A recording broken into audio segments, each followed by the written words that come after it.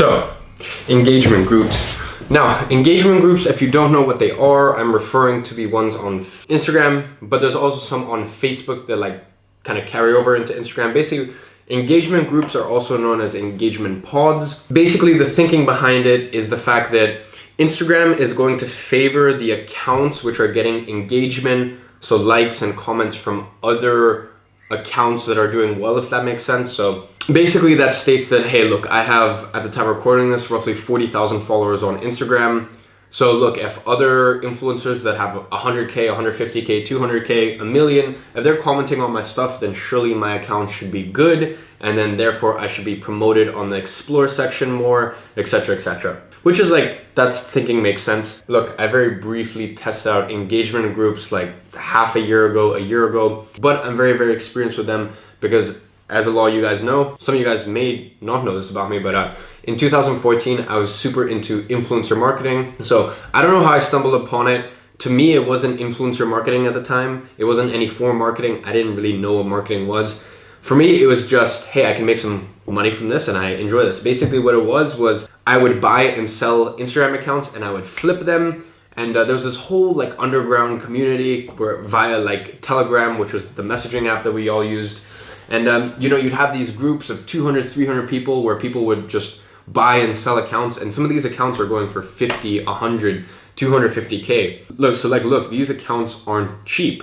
I was playing at a smaller level, but still, nonetheless, I was flipping accounts ranging anywhere from like £100 to I think my biggest flip was 12K. Now 12K was not my profit, nowhere near that, but still you kind of get an idea as to where this was all going. So I'm very aware and have been very involved with engagement groups back in 2014 when I was doing this. And back then it was useful, and back then honestly you would have to pay for it. For example, I would pay to be in a solid engagement group because I knew that there was an ROI in it for all the accounts that I was handling. So you know, I would pay to be in there, and it was just common knowledge that that was a good way to get your numbers up, which is why the monthly fee to be in certain groups was worth it. That was all the way back then. This is all the way now.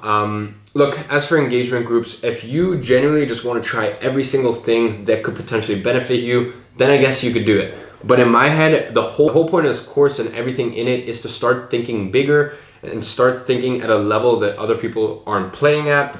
So look, if you're spending 30 minutes, 45, an hour a day, you know, going through engagement groups, like commenting, all this shit, think about the amount of time that is being taken away from something, say like posting a daily YouTube video, or doing a daily live, or doing a daily email, or just working on your first digital product, or doing some more market research for solid affiliate programs that then you can design a cool YouTube video or a cool email around to make sales. So all I would say is let other people do that. Let other people play small. You are an influencer ignited. You have knowledge that other people don't have. We already know this by now, guys. Most people are trying to play, you know, the Instagram paid promotion game, or like get a shitty sponsorship from some watch company.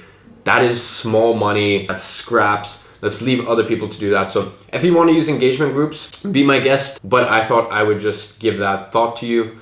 And yeah, I'll let you do what you please with it. So let's hop into the next module.